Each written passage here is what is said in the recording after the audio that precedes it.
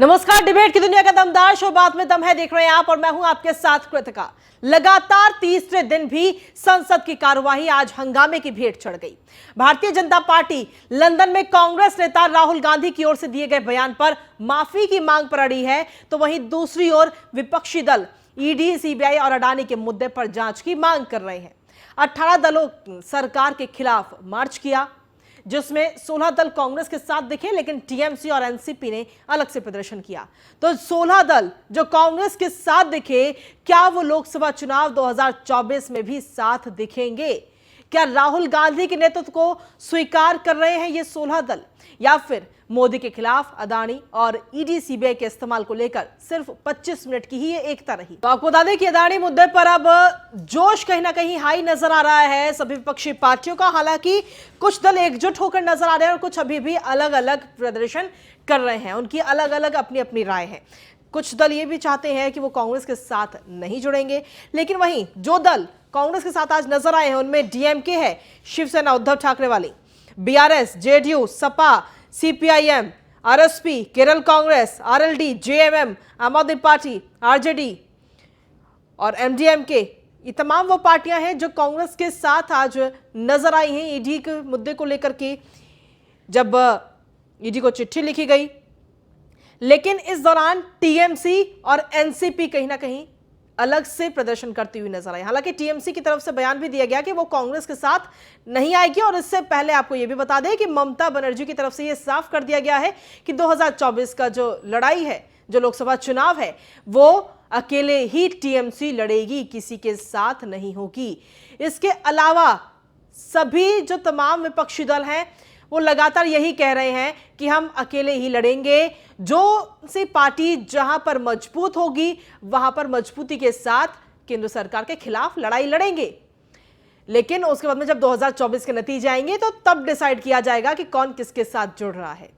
लेकिन सवाल वही है कि ऐसे में कहीं ना कहीं जनता को धोखा देने वाली बात होगी कि पहले तो आप अलग अलग लड़ाई लड़ रहे हैं, और जब आपके पास में सीटें हो जाती हैं, अगर आप सारे सारे एकजुट होकर के बहुमत हासिल कर लेते हैं तो आपकी पार्टी बन जाती है, आप सत्ता में आ जाते हैं। सत्ता पक्ष और विपक्ष भी चार पार की लड़ाई इस वक्त जोरों पर है। जेपीसी मांग पर संसद में विपक्ष लगातार हंगामा कर रहा है अडानी मुद्दे को लेकर के। 18 विपक्षी दलों ने ईडी ऑफिस तक आज मार्च करने का प्रयास किया, लेकिन इसी के साथ में पुलिस ने इसी बीच रोक दिया। विपक्षी पार्टियों ने ईडी को आज शिकायती चिट्ठी भी लिखी है, उसमें कई सारी बातें इस चिट्ठी के अंदर लिखी गई हैं। राहुल के बयान पर संसद में माफी की मांग बीजेपी कहीं ना कहीं करती हुई नजर आ रही है। राहुल गांधी ने विदेश में भारत का जो अपमान किया है उसको लेकर बीजेपी इस वक्त लगातार माफी की मांग कर रही है। 3 दिन हो चुके हैं, लेकिन 3 दिन से लगातार जो संसद का सत्र है वो हंगामे की भेंट चढ़ रहा है। विदेश में कांग्रेस का कहना है कि विदेश में पीएम के बयान से देश का अपमान हुआ है। अब कांग्रेस जो है वो पुराने बयानों को खंगालने की कोशिश कर रही है। विपक्षी दलों के सांसदों ने ईडी दफ्तर तक मार्च निकालने का आज प्रयास किया है। इसके अलावा विपक्षी दलों ने जो चिट्ठी लिखी है ईडी को, उसमें क्या कुछ है वो भी आपको बताएंगे। वहीं सड़क पर संग्राम से आखिर क्या संदेश पहुंचा है ये इस वक्त आपको बताने की कोशिश करते हैं, क्योंकि जब ये लोग इकट्ठा होकर के विरोध प्रदर्शन शुरू किया तो करीब 25 मिनट तक विपक्षी दलों का ये विरोध प्रदर्शन हुआ। जो चिट्ठी है उसमें सीधे तौर पर आरोप है कि विदेशों में जो 38 शेल कंपनियों से स्टॉक की हेराफेरी। इसके अलावा अडानी के भाई ने शेयर के मौलिक नियमों को तोड़ा। अडानी ग्रुप से आदि पावर को कर्ज देकर अडानी पावर में फंडिंग की गई। मुंद्रा एयरपोर्ट पर 3000 किलो ड्रग्स केस में कंपनी की जांच नहीं हुई। Dharavi development Jharkhand power agreement में अडानी सरकारी फायदा हुआ है अडानी को। गोड्डा पावर प्लांट को एसईजेड की अवैध इजाजत। ये तमाम आरोप इस वक्त लगे हैं। तो ये चिट्ठी लिखी गई है, लेकिन आपको यह भी याद दिला दें कि यही विपक्षी पार्टियां, इन्हीं में से कुछ पार्टियां ऐसी हैं जो लगातार ईडी के ऊपर भी तमाम सवाल खड़े कर रही थी कि केंद्र सरकार ईडी का दुरुपयोग कर रही है। और अब इसी ईडी को चिट्ठी लिखी गई है अडानी के मुद्दे को लेकर के। तो आखिर विपक्षी दल चाहते क्या है, क्योंकि 2 नाव में सवार होकर तो बातें नहीं बनेंगी। कभी आप ईडी के पास जाते हैं, चिट्ठी लिख करके देते हैं, आरोप लगाते हैं, तो कभी आप दुरुपयोग करने का इस्तेमाल करते हैं कि ईडी का दुरुपयोग हो रहा है। आखिर राहुल गांधी ने विदेशी जमीन पर क्या क्या बोला है, वो भी ग्राफिक्स के जरिए आपको बता दें कि हमारा लोकतंत्र खत्म है, यूरोप से प्रतिक्रिया नहीं आई, लोकतंत्र के रखवाले अमेरिका, यूरोप खामोश है। मैं हैरान हूं, भारत में अब कोई संस्थान स्वतंत्र नहीं है, हम आरएसएस और बीजेपी के साथ संस्थानों से भी लड़ रहे हैं। मीडिया न्यायपालिका पर कब्जा हो चुका है। पीएम अल्पसंख्यकों को दोयम दर्जा का नागरिक मानते हैं। एक विचार थोपने पर राज्य रिएक्ट करेंगे।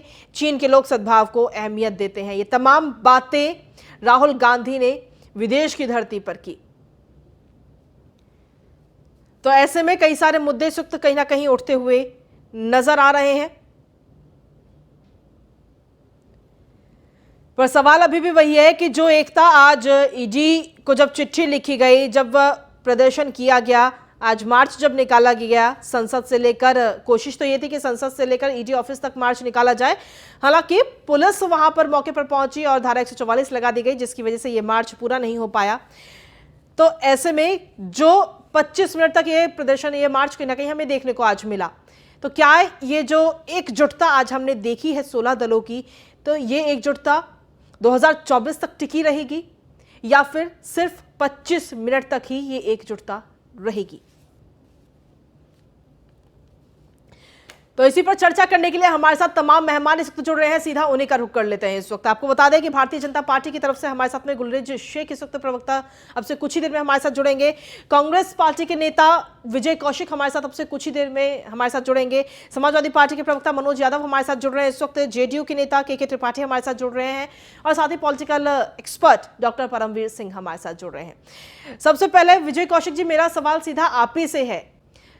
देखिए, इस बार काफी अलग संसद में देखने को मिल रहा है। कई सारे विधेयक भी अभी पेंडिंग है, लेकिन उसके बावजूद भी आज तीसरा दिन था संसद का जो कि हंगामे की भेंट चढ़ गया। वजह चाहे कोई भी हो, वजह विपक्षी दलों की हो या फिर बीजेपी की हो, जो सरकार जो केंद्र में है, अभी सत्ता में है, लेकिन 3 दिन की कार्रवाई कहीं ना कहीं हंगामे की भेंट तो चढ़ी है। आप इस बात से एग्री भी करे होंगे।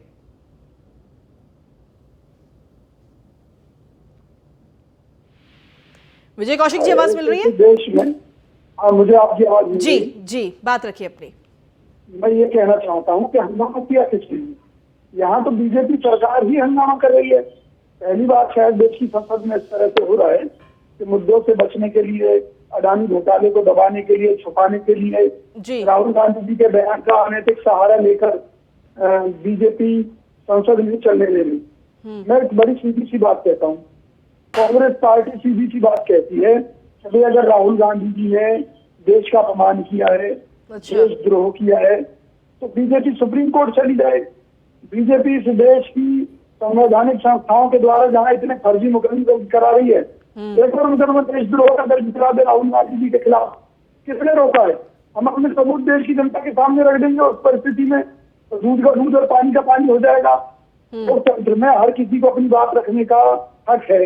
अब मान लीजिए मोदी जी है, मोदी जी हर आदमी को तो थप्पड़ नहीं मार सकते ना।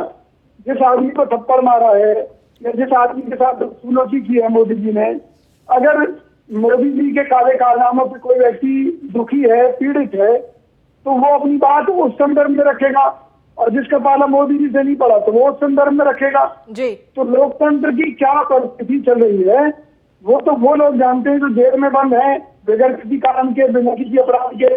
आप हमसे पूछोगे तो वो कहेंगे देश में लोकतंत्र नहीं है। आप बाहर जो है मोदी सरकार के किसी चेले से पूछेंगे, वो कहेगा कि लोकतंत्र है। तो हर किसी के देखने का नजरिया और लोकतंत्र की खूबी यही है कि हर किसी को अपनी बात रखने का अधिकार है। सरकार को जवाब देना चाहिए। मैं ये कहता हूँ भाई, जब सरकार ने कोई घोटाला नहीं किया तो जेपीसी की जांच से सरकार को डर कैसा है, क्या परहेज है? क्या कांग्रेस सरकार के समय में जेपीसी की जांच की मांग को माना नहीं जाता था? क्या जेपीसी जांचें नहीं हुई है देश में पहले? ये पहली बार कोई अनोखी बात हो रही है।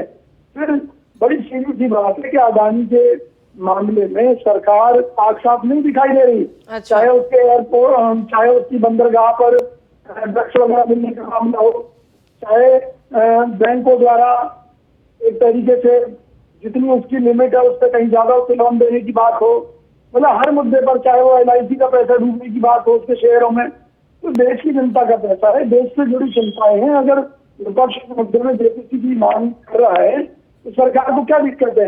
लेकिन इनका तो एक ही काम है कि भाई अपनी मनमर्जी थोपनी है। हम तो मोदी सरकार से एक ही चीज का आग्रह कर रहे हैं हाथ जोड़कर, मोदी जी तानाशाह बनना है तो खुलकर बन जाइए, किसने रोका है? ठीक है। ये राष्ट्रवाद के नाम पर जो छद्म तानाशाही आप चला रहे हैं, अच्छी बात नहीं है। सही मायने में तो इस तानाशाही के चलते देश में लोकतंत्र नहीं बचा है। क्यों? क्योंकि जब अजीत पवार की बात आती है, जब उसके साथ सरकार बनाने की बात आती है, तो सरकार के सुर बदल जाते हैं। सरकार बनाने से पहले बीजेपी के नेता कहते हैं कि अजीत पवार जेल में चक्की पीसेगा, क्योंकि उसके खिलाफ भ्रष्टाचार की ये मामले दर्ज है। जब उसके साथ मिलकर फडणवीस सरकार बनाने का दावा पेश कर देते हैं, तो उसके बाद से लेकर आज तक अजीत पवार को कितनी बार गिरफ्तार किया है बीजेपी सरकार ने। इसी तरह से शिवसेना के सांसदों का मामला जिनके खिलाफ सीबीआई की जांच थी, आज वो बीजेपी का हिस्सा है तो कोई जांच नहीं है। तो दोहरे पे हमारे क्या हो, देश की जनता को कब तक बेवकूफ बनाएंगे मोदी जी? ठीक है, हमारे साथ में भारतीय जनता पार्टी के प्रवक्ता गुलरेज शेख जी भी इस वक्त जुड़ गए हैं। गुलरेज जी, देखिए जो संसद का सत्र है 3 दिन हो चुके हैं, लेकिन तीनों दिन हंगामे की भीड़ चढ़ा है। हंगामा सभी पार्टियों की तरफ से किया जा रहा है, जिसका असर संसद के कामकाज पर भी पड़ रहा है। डेफिनेटली आप सही कह रहे हैं कि जिस जो हंगामा हो रहा है उसका असर पड़ता है संसद के काम पर। सबसे बड़ी बात ये है कि यदि ये देश रहेगा, देश की अखंडता रहेगी, तो ही संसद रहेगी, तो ही संसद का काम होगा, तो ही मैं होगा, और तो ही आपका चैनल चलेगा, और तो ही हम सब बात कर पाएंगे। राहुल गांधी जी विदेश की धरती पर जाकर भारत की अखंडता को चैलेंज कर रहे थे, भारत की स्वतंत्रता को चैलेंज कर रहे थे। वो क्या कह रहे थे कि जो फ्री डेमोक्रेटिक वर्ल्ड के लीडर्स है, अर्थात अमेरिका, इंग्लैंड और वेस्टर्न कंट्रीज, वो इंटरवीन करे भारत की डेमोक्रेसी में। वो उसका मतलब क्या है? मैं पूछना चाहता हूँ कांग्रेस पार्टी से, उनके प्रवक्ता से, और जो अभी महोदय चिल्ला की बेशर्मी की बातें कर रहे थे, उससे पूछना चाहता हूँ कि हमने देखा है कि किसे कहते हैं डेमोक्रेटिक इंटरवेंशन वेस्टर्न कंट्रीज का। जैसा सर्बिया में हुआ था, बेलग्रेड की बॉम्बिंग हुई थी, जैसा किया गया था, गद्दाफी को जिस तरह से मारा गया था, जिस प्रकार से सीरिया में हुआ कि पूरे के पूरे देश को तबाह कर दिया गया, इस प्रकार का डेमोक्रेटिक इंटरवेंशन पश्चिम करता है। तो क्या आप चाहते हैं कि रायसीना हिल के ऊपर, क्या आप चाहते हैं हमारे के ऊपर, क्या आप चाहते हैं कि हमारे नॉर्थ ब्लॉक साउथ ब्लॉक के ऊपर, क्या आप चाहते हैं कि मुंबई में, कोलकाता में बम्बार्डमेंट किया जाए और सत्ता को पलट दिया जाए? वो उसके बाद हम माफी की बात नहीं करें आपसे, और बेशर्मों की तरह आप बोले थे। तो माफी की बात आप कर रहे हैं, एक बात बताइए, अभी कुछ दिन पहले बयान सामने आया था पवन खेड़ा का, तो आपने केस करवा दिया था, गिरफ्तारी भी हुई थी। तो अब राहुल गांधी का अगर ये बयान आया है तो आप शिकायत कर दीजिए, केस करा दीजिए। और आपके तो केंद्रीय मंत्री कह भी चुके गिरिराज जी कि देशद्रोह का केस करना होना चाहिए। देखिए, पहले एक मौका दिया जाता है, और जब मौके पर बात नहीं मानी जाती है, मतलब जो पाप किया है, मतलब पिछले 3 दिनों से आप सिर्फ मौका दे रहे हैं। नहीं है गुलरेज शेख जी, पिछले 3 दिनों से आप सिर्फ मौका दे रहे हैं, पिछले 3 दिनों से। नहीं, सुन लीजिए, मैं बोल रहा हूँ, जवाब दे रहा हूँ। आप क्या पूछना चाहते हैं मुझे पता है, तो उसको उत्तर दे रहा हूँ। मैं आपको उत्तर दे रहा हूँ उस चीज का, मैं उत्तर दे रहा हूँ आपको। हाँ, ये जो पाप किया है अक्षम्य है, लेकिन फिर भी ये देश जो है ये क्षमा वीरों का देश है। अगर इन्होंने दिल से क्षमा याचना की तो हम माफ कर देंगे, अन्यथा इनके ऊपर कार्रवाई होगी, और हो सकता है कि आपको पप्पू जेल में मिले। चलिए ठीक है, ये तो खैर देखने वाली बात होगी। हमारे साथ में और भी, हमारे साथ आपके पास वापस आऊंगी। देखिए, एक एक कमेंट अभी पहले, सबसे पहले मैं औरों से भी ले लेती हूँ, उसके बाद में आपके पास में आऊंगी। विजय कौशिक जी, मनोज यादव जी, जो आज एकता नजर आई है आप सभी की, चाहे मामला चाहे कोई भी हो, एकजुट तो एटलीस्ट आप हुए, तो क्या ये एकजुटता आगे भी बनी रहेगी? देखिए कृतिका जी, ये एकजुटता किसी को बचाने के लिए नहीं जी, ये एकजुटता इस बात की है कि एक व्यापारी जो 690 नंबर पे था और मोदी जी के आने के बाद 8 साल में वो दूसरे नंबर पे पहुंच जाता, हम कोई सवाल भी नहीं उठाते, और सेबी, ईडी, सीबीआई, आईटी कोई भी उस पर कोई सवाल नहीं पूछता, ठीक है।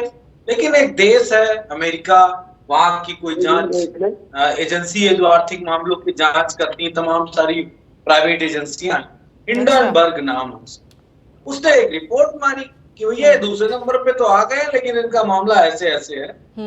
तो जब ऐसे ऐसे आया तो देश का अपमान हुआ, और अगर अपमान उसको मैं तब ना समझू अगर ये सरकार सारी जांच करा के अमेरिका के गाल पे एक तमाचा मारे। मेरा बहुत बड़ा बयान है, ये हिंडनबर्ग वाले जो जांच किए हैं ये जांच करा के सेबी से, ईडी से, सीबीआई से, जेपीसी, किसी से भी जांच करा के अमेरिका की उस एजेंसी के गाल पे एक तमाचा मारे और कहें कि नरेंद्र मोदी ईमानदार प्रधानमंत्री हैं, वो किसी के साथ पक्षपात नहीं करते हैं। अच्छा, तो देश का सम्मान बढ़ेगा कृतिका जी, और विपक्ष को किनारे करो। क्यों राहुल गांधी के पीछे? अच्छा, मनोज यादव जी, आपको इस बात की जानकारी होगी, जहां तक मुझे लगता है, क्योंकि आप एक अच्छे नेता हैं, प्रवक्ता भी हैं, तो इस बात की जानकारी होगी कि सुप्रीम कोर्ट ऑलरेडी इस पर कमेटी बना चुकी है जो कि 2 महीने में अपनी जांच रिपोर्ट पेश करेगी। तो क्या उसके बावजूद भी जरूरी है? अरे दुर्भाग्य तो ये है कि प्रधानमंत्री जी ने जांच नहीं कराई, वो तो सुप्रीम कोर्ट ने करी, और याचिकाकर्ताओं के नहीं। तो अब सुप्रीम कोर्ट जब जांच कर रही है, सुप्रीम कोर्ट ने स्पेशल कमेटी बना दी है, तो उसके बावजूद भी इस मुद्दे को हवा देने से क्या फायदा है? न्यायालय पे तो भरोसा होगा आपको। बिल्कुल भरोसा है, लेकिन प्रधानमंत्री क्यों खामोश हैं? तो प्रधानमंत्री साहब क्या चाहते हैं?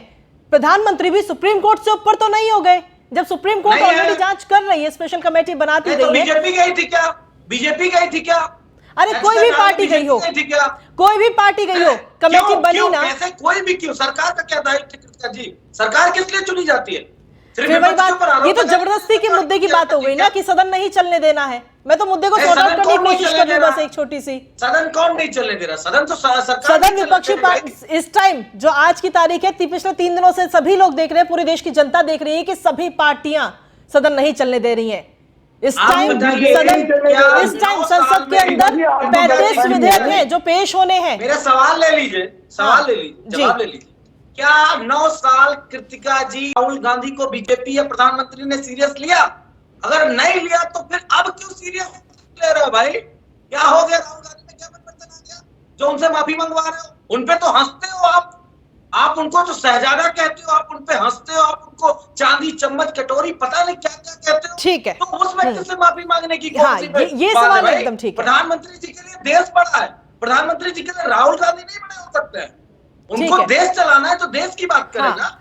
इस पे जवाब ले लेते हैं। गुलरेज शेख जी, एक छोटा सा कमेंट, फिर बाकी और भी गेस्ट पे मैं जाती हूँ। एक छोटा सा कमेंट इस बात पे। क्योंकि मैं अभी जूम से जुड़ा हुआ हूँ, मेरे पास ईयरपीस नहीं है, तो मैंने नहीं सुना। आप पूछ लीजिए क्या कहा उन्होंने। प्रश्न क्या है आपका? वो सीधा यही कह रहे हैं कि राहुल गांधी को पिछले 9 सालों में आपने सीरियसली नहीं लिया, तो अब क्यों इतना सीरियसली ले रहे हैं? नहीं, हम राहुल गांधी को सीरियस आज भी नहीं लेते, लेकिन एक चीज होती है कि मूर्खता करना और एक चीज होती है खतरनाक काम करना। ये बंदा हो सकता है कि अपनी मूर्खता में बाहर जाकर, विदेश जाकर देश के लिए खतरनाक काम वो कर रहा है। ये खतरा साबित हो रहा है, और जब खतरा साबित हो रहा है तो बताना जरूरी है कि मिस्टर, आप थोड़े बड़े हो जाओ, थोड़ा बुद्धिमान हो जाओ, कुछ समझ के काम करो। इस प्रकार की बातें आप यदि बाहर जाके करोगे तो देश को परिणाम भुगतने पड़ते हैं। इसलिए इनको सीरियसली ले रहे हैं, बाकी इनको हम सीरियस नहीं लेते। अच्छा, बाकी सीरियसली नहीं लेते। चलिए ठीक है, इस पर मैं प्रतिक्रिया लूंगी, लेकिन उससे पहले के त्रिपाठी जी, क्या जो एकजुटता को लेकर के लगातार यही कहा जा रहा है कि विपक्ष अगर एकजुट हो जाएगा तो कहीं ना कहीं एक बड़ी चुनौती 2024 में मोदी के सामने होगी, लेकिन जो एकजुटता आज 25 मिनट की हमें देखने को मिली संसद के आसपास, क्या वही एकजुटता 2024 तक बनी रहेगी? और उससे पहले इस साल की भी अगर बात करें तो कई राज्यों में आज इस बार विधानसभा चुनाव भी हैं साल के अंत में। देखिए कृतिका जी, ये जनता दल यूनाइटेड का फैसला है जी कि हमारे नेता माननीय नीतीश कुमार सभी विपक्षी दलों से उन्होंने वार्ता और चर्चा की 2024 के इलेक्शन को लेकर। वाकई इस देश में लोकतंत्र का जो हत्या हो रही है, जो विपक्ष अपनी आवाज ना तो सड़क पे उठा पा रहा है, ना संसद में उठा पा रहा है, ना मीडिया उसके साथ दे रही है, उसके साथ ही जितनी लोकतांत्रिक संस्थाएं हैं देश की, उनको भी कमजोर किया गया है। अच्छा। हमारा सवाल ये नहीं कौन सा गलत है, कौन ये ना फैसला हम करेंगे। हाँ। अगर विपक्ष ये फैसला पार्लियामेंट में और सड़क पे उतर करके कहता है कि भाई एक जेपीसी की कमेटी बैठा दी, एक जेपीसी कमेटी को बैठाने में आपको कौन सा पेट पे दर्द हो रहा है? अगर पाक साफ है तो ये चाहिए कि आप लगा दीजिए। तो अडानी का जो मामला है, जहां तक मेरा अपना मानना है, अडानी के जो एसबीआई है और एलआईसी है और आपके जो पोर्ट है, मुद्रा पोर्ट है, दुर्गा पावर प्लांट है, हाँ। इन सब के उनके शेयर डाउन हो रहे हैं।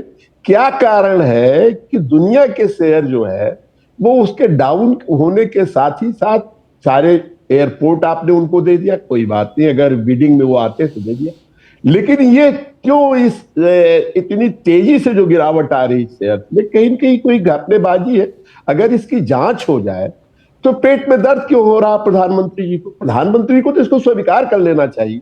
मैं आपकी कृतिका जी इस माध्यम से बताना चाहता हूं, 16 दलों का जहां पे एक विपक्ष की एकजुटता दिखाई पड़ रही है, अगर वो मांग कर रही, लोकतंत्र का मतलब क्या होता है? लोकतंत्र का मतलब होता है कि देश की जो पार्लियामेंट है उस पर तमाम विचारधारा के लोग पहुंचे हुए हैं। अगर सभी लोग मिलकर के इस बात को अगर कह रहे हैं तो पक्ष का मतलब है जो आप सत्ता में हैं, उसमें विपक्ष का भी उससे ज्यादा कहीं लोकतंत्र में माने रखता है। डॉक्टर लोहिया कहा करते थे, जिस देश में पक्ष से ज्यादा विपक्ष को मजबूत होना चाहिए, तभी जनता की आवाज लोकसभा और सड़क पे पहुंचेगी। इसलिए ठीक है, आपके पास वापस आती हूँ। हमारे साथ में परमवीर सिंह जी भी इस वक्त जुड़े हुए हैं। डॉक्टर परमवीर साहब, जिस तरीके से लगातार ये मांग की जा रही है, और लेकिन इसका सीधा असर चाहे बीजेपी हो या अन्य पार्टियां हो, अन्य विपक्षी दल हो, सीधा असर पड़ रहा है संसद की कार्यवाही पर। 3 दिन हो चुके हैं, कोई खास कामकाज संसद के अंदर नहीं हुआ, ना राज्यसभा में और ना लोकसभा में। विधेयकों की अगर बात करें तो कई सारे बिल इस वक्त पेंडिंग पड़े हुए हैं। करीब 35 बिल हैं जो पेंडिंग है, जिनमें से 9 लोकसभा में और 26 राज्यसभा में। अगर इसी तरीके की रोज हंगामा अगर होता रहेगा तो ये पेंडिंग बिल तो पेंडिंग ही रह जाएंगे, कामकाज होगा ही नहीं, रोज हंगामे की भेंट ही सदन चढ़ जाएगा। देखिए, देश का दुर्भाग्य है ये कि आप संसद में जहां करोड़ों रुपया रोज का खर्च होता है, आप वहां पर उसको क्या नाम है, आप चलने नहीं दे रहे हैं संसद को। और इसमें देखने की बात आई है कि सरकार भी इस बार पहली बार हमने देखा कि सरकार ही अपने यहाँ संसद ही चलने दे रही है।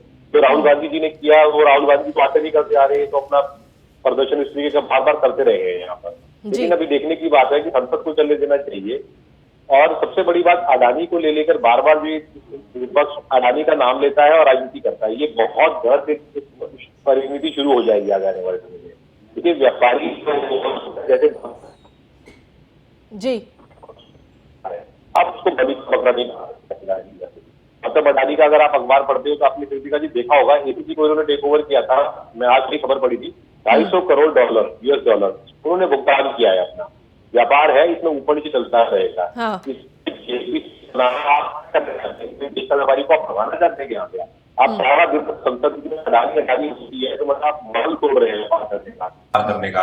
एक तरफ आप कहते हैं कि विदेशी कंपनियां आकर वो देखें, जब आप अपने नागरिक का ये हाल बना के रखेंगे, राजनीति का खड़ा बना देंगे उसके बिजनेस को, तो कोई आदमी क्यों आकर यहाँ पर इन्वेस्ट करेगा अपना? बाहर की कंपनी में क्या आकर इसका इफेक्ट पड़ने वाला है, ये थोड़ा विपक्ष सोच के देखे। तैयारी 24 की जरूर है। हाँ। अडानी के नाम पर ये लोग लामबंद हो जाते हैं। और अडानी की आप पुरानी फोटोज देखिए, किस राजनीतिक पार्टी के साथ में अडानी की फोटो नहीं मिलती। अडानी का कारोबार 22 देशों में और भी है, तो वहां पे तो बीजेपी की सरकार नहीं है। तो आप एक व्यापारी का मॉरल मत डाउन कीजिए। यहाँ पे हमें इन्वेस्टमेंट की जरूरत है। जब हम अपने भारतीय नागरिक का ये हाल करके भगाने के लिए तैयार बैठे हैं, उसे राजनीति करके उसके नाम से, तो बाहर की कंपनी से आप मत सोचिए कि आपको कोई आपको इन्वेस्ट कर देगा। और बाकी रही संसद को चलने की बात, राहुल गांधी जी की अटेंडेंस अखबारों में आ रही है। इतनी कम बार उन्होंने संसद में गए हैं, वो किस तरीके से कह सकते हैं कि भाई मेरे को बोलने का मौका ही नहीं दिया? आप तो संसद में आए ही नहीं, संसद के अंदर आप आए नहीं, तो आपको बोलने का मौका क्यों नहीं दिया? आप हर चीज पर आरोप लगाते हैं कि ये बिका हुआ है, मीडिया बिका हुआ है, और क्या नाम है, लोकतंत्र खत्म हो गया है। अरे भाई, आप टीवी पर बैठ कर ये बात बोल रहे हैं, आपको किसी ने गला पकड़ा क्या आपका किसी का? तो किसका बेवकूफ बनाया जा रहा है यहाँ पर? हाँ, ठीक है। मनोज यादव जी बीच में कुछ कहना चाह रहे थे। जी मनोज जी। देखिए, जो राजनीतिक विश्लेषक महोदय कह रहे हैं कि राहुल जी आए नहीं, तो वो कांग्रेस जवाब देगी उसका, क्यों नहीं आए, क्यों नहीं। अगर हम किसी की जांच की मांग कर रहे हैं, तो क्या हम आलोकांतरिक मांग रहे हैं क्या? गैर संवैधानिक चीज कह रहे हैं क्या? और हमारे देश पे, हमारे देश के एक व्यापारी पे अगर सवाल उठाया गया विदेशी शक्तियों के द्वारा, तो उस पर जांच कराना, उस पर जांच की मांग करना गलत क्या है? और आप खुद ईडी सीबीआई भेजो, विपक्ष पे इसकी बिल्कुल रोक की मांग नहीं करेंगे। सपा पे भेजो, बिहार में भेजो, महाराष्ट्र में भेजो, जहां मर्जी भेजो, हम इसकी बिल्कुल नहीं है वो करते हैं। अच्छा। मेरे पास ये एक लिस्ट है कृतिका जी, एक लिस्ट है। हाँ। और यहाँ सभी विद्वान लोग हैं और मैं ये बिल्कुल नहीं कहूंगा कि इस पूरे पैनल में मैं ही ईमानदार हूँ, बाकी सारे भ्रष्ट और बेईमान है। मैं ये कहने की हिम्मत भी नहीं कर सकता। आप समझिएगा भी मत कि मैं जो कह रहा हूँ वो सही है। सभी समझदार हैं, सभी ईमानदार हैं और सभी बेईमान है। ऐसा वाला जो हम पढ़ते हैं ना रीजनिंग में, वही बेहतर है। नारायण राणे पे 300 करोड़ रुपए की मनी लॉन्ड्रिंग का आरोप लगता है और जब वो बीजेपी में नहीं होता तो आरोपी होता है, ईडी सम्मान करती है। और जब कांग्रेस बीजेपी में जाता है तो क्या बनता है? केंद्रीय गृह मंत्री बनता है। क्या भाई दिक्कत थी मोदी जी को? मोदी जी के पास तो बहुमत था, क्या जरूरत थी ऐसे राणे की जो भ्रष्टाचारी है? शुभेंद्र अधिकारी टीएमसी में था तो नारदा शारदा का इतना बड़ा आरोपी था, सैकड़ों करोड़ के घोटाले का दोषी, क्या जरूरत थी जब उनके पास बहुमत था? उसको फिर आप बीजेपी में ले लेते, पाकिस्तान हो जाता। उसकी ईडी जांच क्यों नहीं होगी भाई? और चल रही थी जांच तो बंद क्यों हो गई? ये परमवीर सिंह को जवाब देना पड़ेगा। हेमंत बिश्व शर्मा कांग्रेस में था तो उस पर शारदा घोटाले का बड़ा आरोप लगता है, वो जाके बीजेपी का मुख्यमंत्री बन जाता है और नॉर्थ ईस्ट का कृतिका जी वो रणनीतिकार बीजेपी का बन जाता है। क्यों भैया? क्या उसके शरीर से गुलाब की खुशबू आने लगी क्या? ठीक है। वो बदबू शारदा घोटाले की बंद हो गई क्या? भावना गोली लोकसभा सदस्य, एक सेकंड भावना गोली लोकसभा सदस्य की शिवसेना की 5 बार ईडी ने समन किया, अब उसको मुख्य सचेतक बना दिया गया, सारी जांच क्यों खत्म कर दी गई? क्यों नहीं जांच कर रहे मोदी जी? मोदी जी इतने ईमानदार प्रधानमंत्री, जांच क्यों नहीं करेंगे भाई? मोदी जी से तो उम्मीद बिल्कुल नहीं कि वो भ्रष्टाचारियों के साथ रहेंगे। इस तरह मेरे पास इतने नाम, वही शिंदे जो मुख्यमंत्री बने बैठे हैं महाराष्ट्र के, उनपे ईडी के कितने सम्मान है। तो जांच आप विपक्ष की कराओ और ऐसे परमवीर सिंह जैसे राजनीतिक विश्लेषकों को मेरी मांग है कि कृपया इनकी भी जांच की मांग कराओ ना। नहीं, एक तराजू ऐसे लिया जाता है, उसमें 2 पड़ले होते, एक नहीं होता परमजीत से। चलिए इस पर जवाब ले लेते परमवीर जी, लेकिन कहीं ना कहीं देखिए ये बात तो आप मानेंगे ना कि कभी आप ईडी पर शिकायत दर्ज कराते, कभी आप ईडी के पास चले जाते कि इस मामले में जांच कीजिए। 2 बातें हो रही है ना। एक पत्र भेजा गया था प्रधानमंत्री नरेंद्र मोदी को, उसमें आपकी पार्टी भी थी, उसमें समाजवादी पार्टी भी थी और कहा गया था कि सीबीआई और ईडी का गलत इस्तेमाल हो रहा है। कभी आप कहते हैं गलत इस्तेमाल हो रहा है, कभी आप कहते हैं कि इनके खिलाफ जांच क्यों नहीं होती है, फिर आप अडानी के मुद्दे पर आ जाते हैं। ऐसे तो सारी चीजें नहीं चलेंगी। चलिए आपने जो सवाल किए फिर भी मैं उनका जवाब ले लेती हूँ। परमवीर जी जवाब देने के लिए तैयार हैं।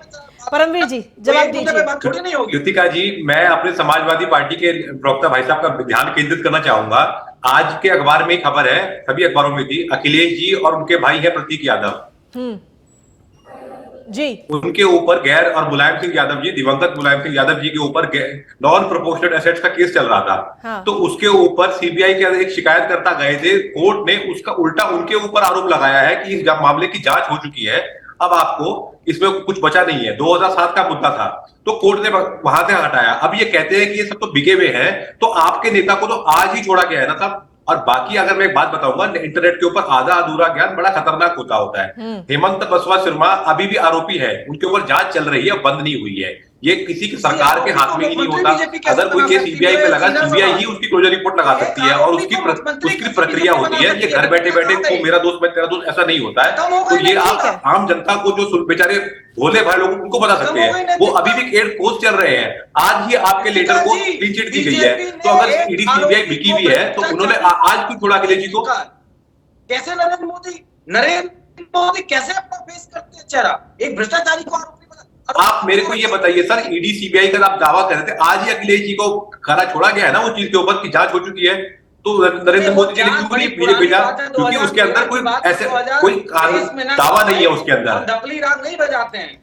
ईडी सीबीआई किसी के बपैती नहीं है साहब। ईडी सीबीआई में कोई बेटा दर परिवारवादी चलता है, वहां कानून बोलेगा। परिवारवादी नहीं है। आप जिसका परिवार होगा वो परिवार को ले जाएगा, जिसके परिवार देश को जो बात, एक लॉजिक की बात कीजिए सर, लॉजिक की बात कीजिए।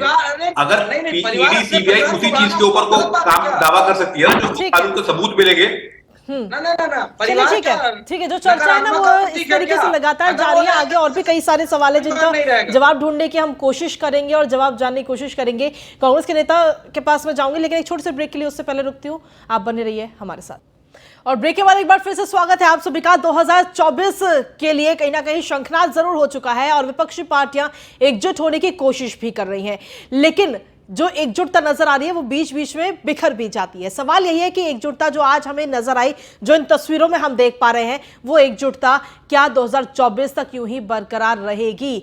लगातार पार्टियों की तरफ से तो ये कहा जाता है कि हम एकजुट हैं और जब इलेक्शन होगा, जब चुनाव होंगे लोकसभा के, तो हम अलग अलग लड़ेंगे, लेकिन नतीजे आने के बाद में हम देखेंगे और एकजुट होकर के नजर आएंगे। हर पार्टी अपने अपने क्षेत्र में मजबूती के साथ बीजेपी का सामना करेगी, ये कहा जाता है। लेकिन क्या ये सभी एकजुट रहेंगे 2024 तक? सवाल ये है। और साथ ही सवाल ये भी है कि संसद के अंदर पिछले 3 दिन से कार्रवाई जारी है, लेकिन कार्रवाई कहीं ना कहीं एकदम ठप पड़ी है, कोई कामकाज नहीं हो पा रहा है, सिर्फ हंगामा हंगामा और हंगामा देखने को मिल रहा है।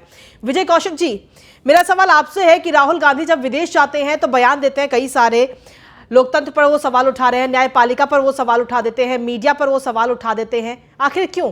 कहां से उन्हें लगता है कि लोकतंत्र नहीं बचा है? आप कहते हैं कि बोलने नहीं दिया जाता संसद के अंदर। अभी कुछ देर पहले ये सवाल भी उठाया गया था कि राहुल गांधी आखिर संसद जाते कितनी बार है, और आखिरी बार की अगर बात करें तो करीब 43 मिनट राहुल गांधी बोले हैं संसद के अंदर 6 फरवरी को। क्या वो गलत है? क्या आप इसे लोकतंत्र नहीं मानेंगे? विजय कौशिक जी। तो भारतीय जनता पार्टी की सरकार कहती है कि पूरा विश्व वसुधैव कुटुंबकम, एक परिवार है। ठीक है, जब एक परिवार है और राहुल गांधी जी कहीं पर जाकर अपनी व्यक्तिगत विचारधारा को व्यक्त कर रहे हैं, तो उसमें देश का अपमान कैसे हो गया? पहली बात। दूसरी बात, भाजपा ये कह रही है आज के समय में कि भाई राहुल गांधी जी ने उस देश की जमीन पे अपनी बात रखी है भारत के खिलाफ, जिसने हमें गुलाम रखा। आप उस देश के साथ व्यापार करके उस देश को फायदा पहुंचा रहे हो, तो देश का गद्दार कौन हुआ?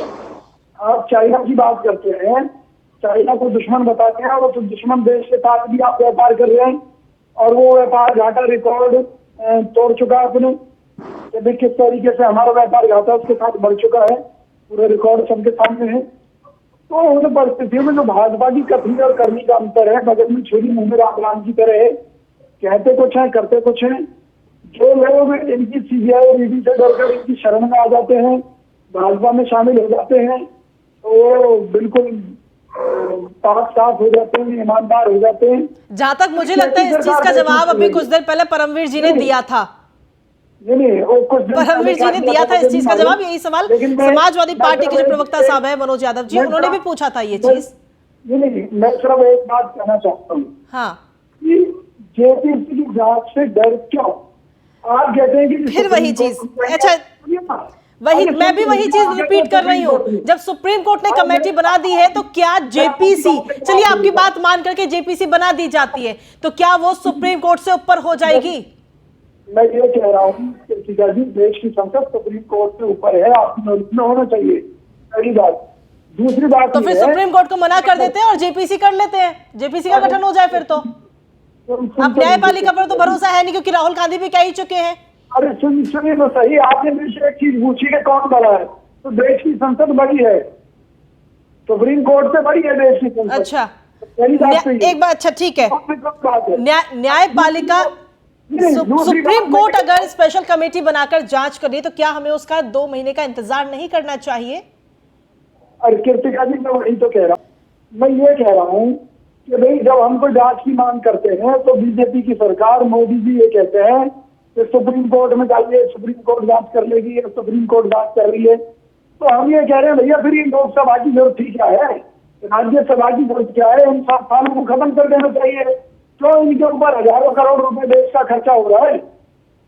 हाँ, वैसे भी विधेयक तो कहीं सामने आया नहीं है, 35 बिल वैसे भी पेंडिंग पड़े हैं, नहीं, क्योंकि कार्रवाई तो अच्छे से चल ही नहीं पा रही, कामकाज तो ठप पड़ा है। आपको याद होगा कोरोना पीरियड में कृषि बिलों को किस तरह से बीजेपी गवर्नमेंट ने पास कराया। तो इन्हें जो बिल पास कराने होते हैं, धक्के से जबरदस्ती लोकतंत्र की हत्या करके उन बिलों को पास करा लेते हैं, वो इनके लिए कोई बड़ी चीज नहीं है। लेकिन मैं ये कह रहा हूँ कि भाई अगर सारे निर्णय सुप्रीम कोर्ट को करने हैं, तो लोकसभा की जो क्या है उसको खत्म कर देना चाहिए। अच्छा, पहली बात।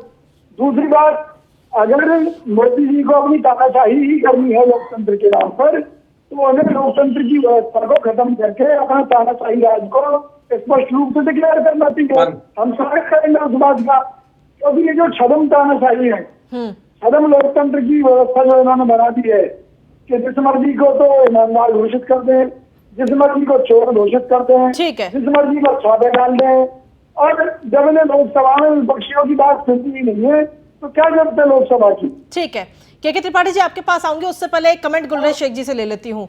जो ये बातें तमाम कही गई है विजय कौशिक की तरफ से, क्या कमेंट है आपका? देखिए, इनकी बातों का क्या महत्व, आप ये बताइए कि जब इन लोगों की नजर में देश का महत्व नहीं है, कांग्रेस पार्टी इस हद तक जो है बदतमीज हो चुकी है, बेशर्म बेहया हो चुकी है कि में जाकर भारत की इंटीग्रिटी और सोवर्जिनिटी को अब ललकारने लगी है।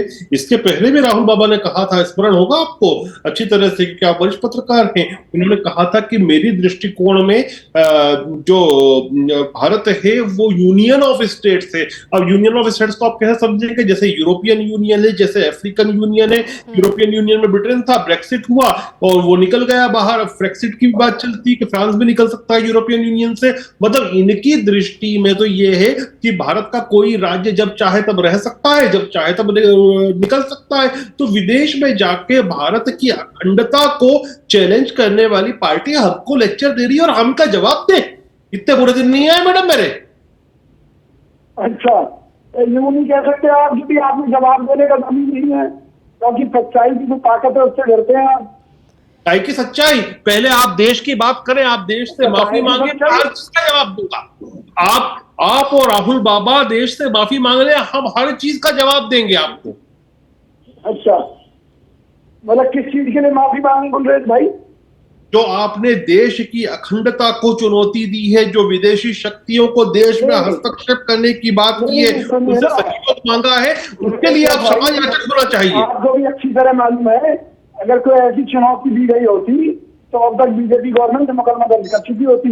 अरे सब होने वाला है, रुक जाओ, घबराओ मत, सब होने वाला है। बंद करके देश की संसद में महंगाई के ऊपर बात कीजिए, बेरोजगारी के ऊपर बात हम कीजिए। हर चीज के लिए मैडम, मैं स्पष्ट कह रहा हूं, हम हर चीज के लिए बात करेंगे, ये माफी मांग ले। ठीक है, चलिए ठीक है।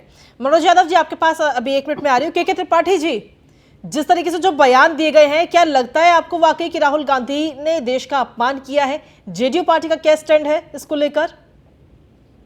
देखिए कृतिका जी, जदयू का स्टैंड ये है कि जो बयान उन्होंने भारत की धरती से बाहर अन्य देशों में दिया है, जैसे कि अमेरिका में दिया है जी और इंग्लैंड में दिया है, तो ये भाषा तो देश के हित में नहीं है जी। जहां तक सवाल है कि आज हिंदुस्तान में जो लोकतंत्र पे ऊपर खतरा मंडरा रहा है, लोग अपनी बात ना तो सड़क पे कह पा रहे हैं, ना तो संसद में कह पा रहे हैं, और एक जो विपक्ष का जो फंडामेंटल राइट्स है उसको भी आपको कहीं न कहीं रिड्रेस करना पड़ेगा, प्रधानमंत्री जी को और भारतीय जनता पार्टी को।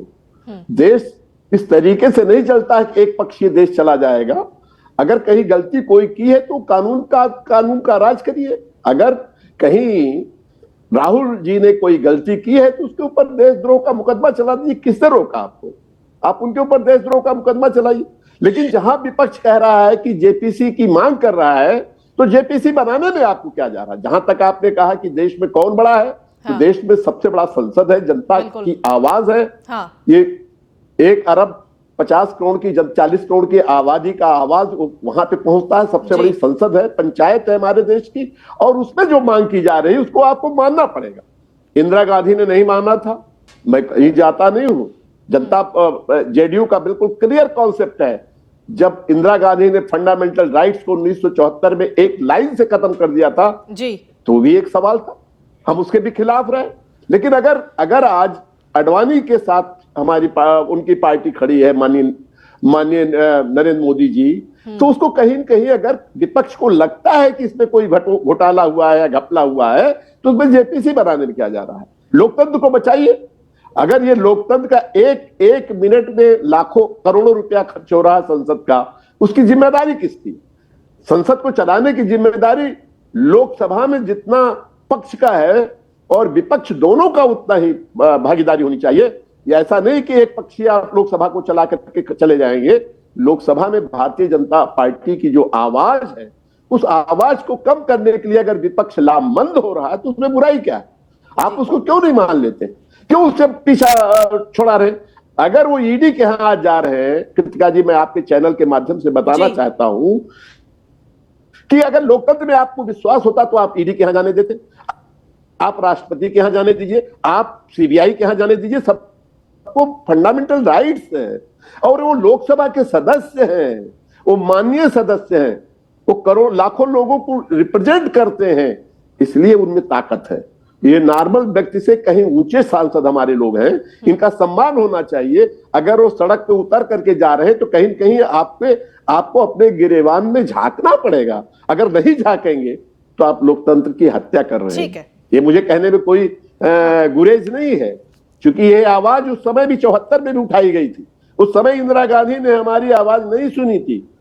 मैं इस चैनल के माध्यम से बताना चाहता हूं कि उनकी सरकार को 77 में जब चुनाव हुआ तो सरकार बिल्कुल खत्म हो गई। तो ये सवाल जो है लोकतंत्र का सवाल है, ये पार्टी का विशेष का सवाल नहीं है। ये लोकतंत्र रहेगा तो पार्टियां रहेंगी, लोकतंत्र रहेगा तो प्रधानमंत्री रहेंगे, लोकतंत्र रहेगा तो राष्ट्रपति रहेंगे। लेकिन अगर लोकतंत्र खत्म हो जाएगा, जनता की आवाज अगर दबा दी जाएगी इस मुल्क में, तो इससे बड़ा कोई दुर्भाग्य देश के लिए नहीं होगा। और इसको तो अगर राहुल जी ने कही, जो आज सांसद विरोध कर रहे थे, वो कहीं ना कहीं जनता ने ही उनको चुन करके संसद तक पहुंचाया भी है। गुलरेज जी से इसका जवाब लूंगी, लेकिन उससे पहले मनोज जी कुछ कहना चाह रहे थे। जी मनोज जी। जी, इस बात को मैं डिनाई करता हूं कि राहुल गांधी ने अगर देश का अपमान किया है तो उनको माफी मांगनी चाहिए। तो इसके ऊपर भी बहुत सारी बातें हैं। क्या देश के प्रधानमंत्री नरेंद्र मोदी ने और एक चीज सवाल आप कृतिका जी और कहना चाहते, 3 बार किसी ईडी के डायरेक्टर का, सुन लीजिए कृतिका जी, सर सुनने के लिए ही बैठी हूँ, लेकिन अभी आपको वक्त दिया था ना, दोबारा आपके पास में आ जाऊंगी। देखिए और भी गेस्ट हैं, उनके पास भी जाना, अभी आपके पास दोबारा आ जाऊंगी। काबिल कोई व्यक्तित्व नहीं है। दोबारा आपके पास आती हूँ। सवाल है, एक मौलिक सवाल है देश में, इस मौलिक सवाल।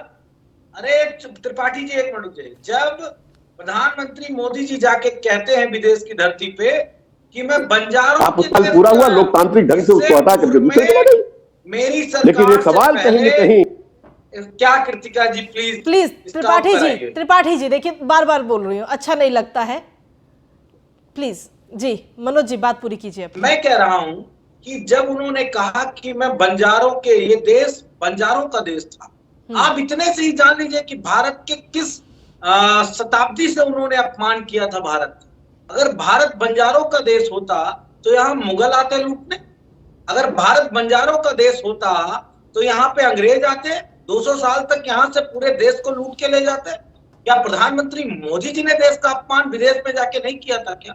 उस पर कोई डिबेट नहीं हुई और विपक्ष ने हंगामा भी नहीं किया। इसके लिए मुझे थोड़ी सी दिक्कत लगती है।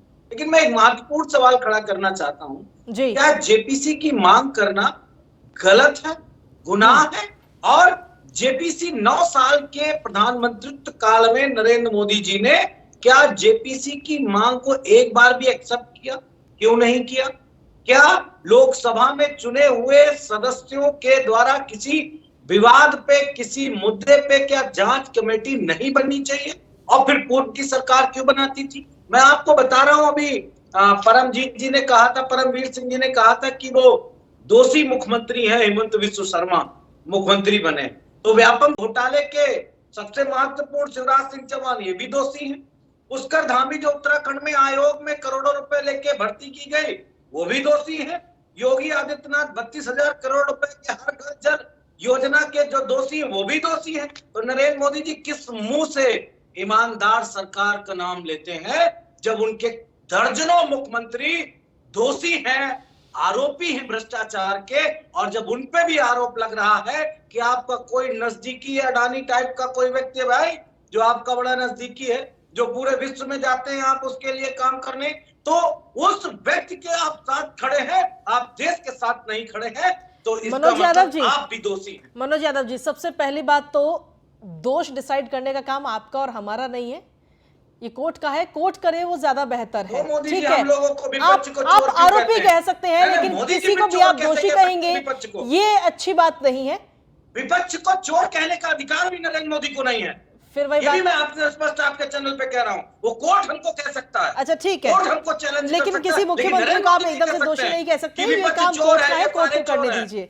ठीक है, गुलरेज शेख जी, अगर जेपीसी की मांग अगर दल कर रहे हैं, जो विपक्षी दल है, तो परेशानी क्या है?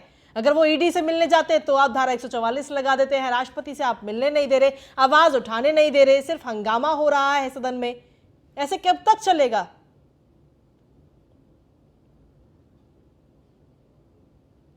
गुल्ले जी, आवाज नहीं मिल पा रही मुझे आपकी। अभी आ रही है आपको आवाज? जी हाँ जी, आवाज मिल रही है, जवाब दीजिए। ना जेपीसी की पे बात करने में, ना किसी और चीज पे संवाद करने में कोई दिक्कत नहीं है। हम बड़े स्पष्ट कह रहा हूँ आपके टीवी चैनल पर, बस हम एक चीज चाहते हैं, राहुल बाबा माफी मांग ले, सारी चीजों पर चर्चा हो जाएगी। लेकिन राहुल बाबा ने नहीं, राहुल गांधी ने जो बयान दिया है वो बयान तो अभी हाल ही में दिया। जेपीसी की मांग तो बहुत पहले से चल रही है, और किस दिन इस पर चर्चा हुई है सदन में?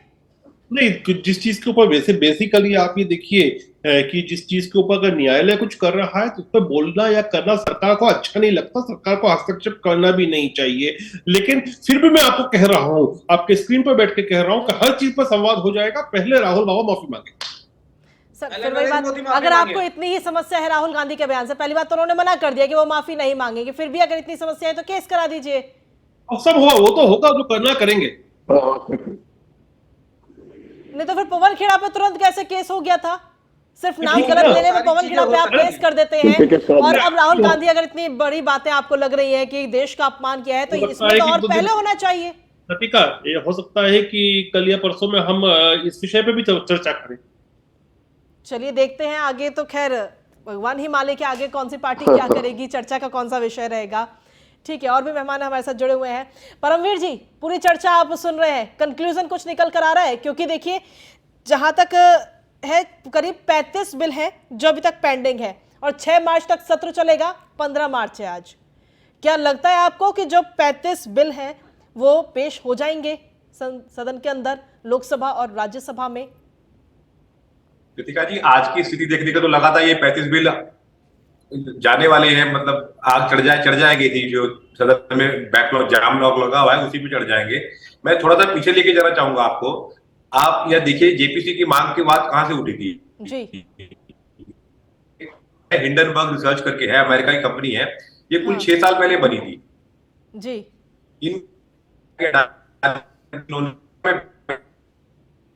परमवीर जी, आपकी आवाज, अमेरिका के 2 बैंक पिछले हफ्ते सप्ताह भर में कोलैप्स हो चुके हैं। जी हाँ जी जी जी, आवाज सही आ रही है आप जी। परमवीर भाई कोलैप्स हो चुके हैं। हिंडनबर्ग उनको तो पकड़ नहीं पाया, लेकिन 7 समुद्र दूर, और यहाँ पर वो उसको अडानी का दिखाई दे रहा है। 6 साल मात्र, आप गूगल कर सकते हैं इसको, 6 साल मात्र पुराना रिसर्च जर्नल है ये। आपने इसकी बात सुप्रीम कोर्ट ने स्लो वोटिंग कॉग्निजेंस लेकर इसके ऊपर अपनी एक जांच बैठा दी है, भारत की सुप्रीम कोर्ट ने। और आप उसमें आप एक चीज देखिए, एक एग्जाम्पल आप ये देखिएगा, डॉक्टर, अगर हमें बुखार चढ़ता है हमें, तो हम एमबीबीएस के पास जाएंगे, आप सही लोगों के पास जाएंगे ना। आप वहां पर सुप्रीम कोर्ट, अगर अपना भारत की सर्वोच्च न्यायालय जांच कमेटी बैठा रही है, तो आप उसको आप करने दीजिए ना काम। उसको आप जेपीसी को आप एक सुप्रीम कोर्ट जुडिशरी वर्सेस आप लेजिस्लेटिव थोड़ी, आप एक होता थोड़ी बनाना चाहते हैं। आप अगर सुप्रीम कोर्ट आपके बात फेवर में रहे तो सुप्रीम कोर्ट है, आपकी बात नहीं मानेगा तो वो बिकी हुई है। ठीक है, मनोज यादव जी एक सवाल लेना चाह रहे हैं, उसका जवाब जल्दी से। मनोज जी। अच्छा, जब विपक्ष के नेताओं पे जांच हो तो सरकार कार्रवाई करेगी, और जब सत्ता पे निशाना आए, सत्ता पे जवाब सवाल आए, तो सुप्रीम कोर्ट करेगी। ये वाला राम राज्य भाई हमको नहीं कबूल है। ना ना ना ना ना सर, आपको राम राज्य चाहिए कि वो आपकी अपनी व्यक्तिगत मंशा हो सकती है। देखिए, आप दोषी करार दे रहे हैं उत्तराखंड के सीएम को, यूपी के सीएम को, आपको कोर्ट के ऊपर थोड़ी है। ठीक है, चलिए माफी चाहूंगी आप सभी मेहमानों से, मेरे पास आज चर्चा के लिए इतना ही वक्त था। आप सभी मेहमानों का शुक्रिया। लेकिन चर्चा अगर देखा जाए तो सदन के अंदर जो चीजें पिछले 3 दिनों के अंदर देखने को मिली, क्योंकि 3 दिन का जो पूरा कामकाज है वो हंगामे की भेंट चढ़ा, और कल की अगर बात की जाए तो अगर आज जैसा ही कल का दिन भी रहता है तो कल का दिन भी हंगामेदार ही होगा, क्योंकि लगातार विपक्षी पार्टियां एक ही बात पर अड़ी हुई है कि जेपीसी का गठन हो, जेपीसी कमेटी बनाई जाए।